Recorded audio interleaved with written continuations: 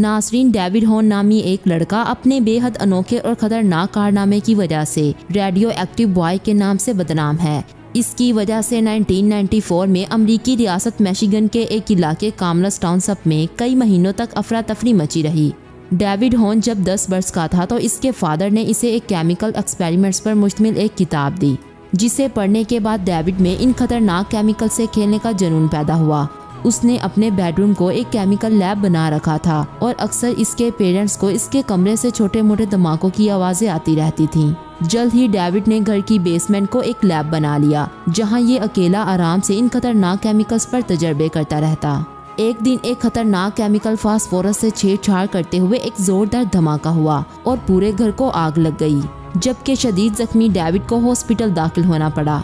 मगर अब भी उसके पेरेंट्स अपने बेटे को एक ज़हीन स्टूडेंट समझते रहे और इसे मना नहीं किया गया। ये सब डेविड के पागलपन की सिर्फ एक झलक थी। 17 साला डेविड ने अब अपने घर पर एक एटमी रिएक्टर बनाने का फैसला किया, जिससे ये दुनिया के लिए सस्ती और अनलिमिटेड बिजली पैदा करना चाहता था। मगर ये घर में एक एटम बॉम्ब रखने के मुतरादिफ था। इसने सबसे पहले एक कॉलेज का प्रोफेसर बनकर फ़ोन पर अमेरिकन न्यूक्लियर सोसाइटी और दूसरे अदारों से एटमी रिएक्टर बनाने की मालूमात हासिल की और फिर किताबों के जरिए इसने पता लगाया कि घरेलू अशिया जैसा कि wall clocks, batteries, smoke detectors और लालटेन वगैरह में यूरेनियम और थ्यूरियम मौजूद होते हैं। ये वो केमिकल्स हैं जो कि एटम बम को बनाने में इस्तेमाल होते हैं।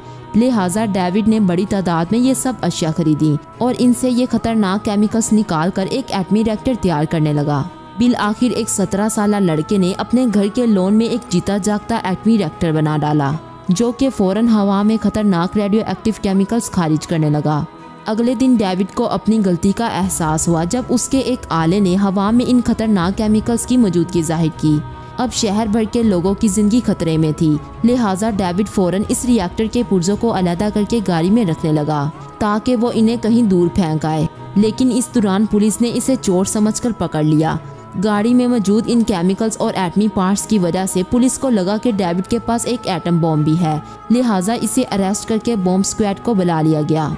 हवा में रेडियो एक्टिव सिग्नल्स मिलने की वजह से पूरे इलाके को हाई अलर्ट कर दिया गया और पुलिस ने जब डेविड के घर की तलाशी ली तो हैरत अंगेज इंकशाफात सामने आए। वहाँ एक बड़ी तादाद में खतरनाक केमिकल्स मौजूद थे और अगर कुछ दिन ये रिएक्टर वहाँ मौजूद रहता तो बारिश और तेज हवा की वजह से ये पूरा इलाका इन खतरनाक केमिकल्स की जद में आ जाता और वहाँ मौजूद 40,000 इंसानों समेत जानवर भी सफा हस्ती से मिट जाते।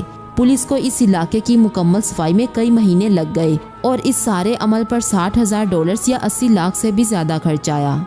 यही नहीं बल्कि इस इलाके की हवा में रेडियो एक्टिव केमिकल्स की मौजूदगी की वजह से आने वाले सालों में न सिर्फ यहाँ कैंसर की शरह बढ़ गई बल्कि कई लोग यहाँ से नकल मकानी भी कर गए।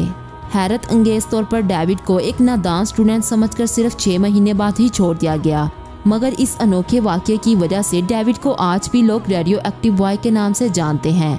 ये एक ऐसा बल्ब भी बनाना चाहता था जो 100 साल तक खुद ही जलता रहे। ज्यादा अरसे तक इन खतरनाक केमिकल्स में रहने की वजह से डेविड 2016 में इंतकाल कर गया था। नाजरीन, उम्मीद है आपको ये वीडियो पसंद आई होगी। इसी तरह की मज़ीद वीडियोस देखने के लिए हमारे चैनल डिस्कवरी स्टूडियो को जल्दी से सब्सक्राइब कर लें। मिलते हैं अगली वीडियो में, तब तक के लिए गुड बाय।